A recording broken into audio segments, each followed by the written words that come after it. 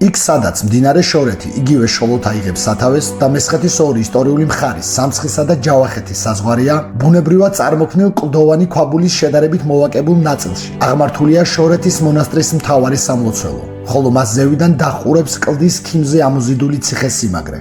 საფორტიფიკაციო ნაგებობისა და სასულიერო კერის გვერდიგვერდ არსებობა უკვე ხაზს უსმევს ფეოდალურ მესხეთში ამ ადგილის მნიშვნელობაზე და თავის მხრივ გვევლინება სიმბოლოდ იმ სიმტკიცისა, რომლის ფუნდამენტსაც ყოველთვის ქრისტეს მიმართ სიყვარული წარმოადგენდა.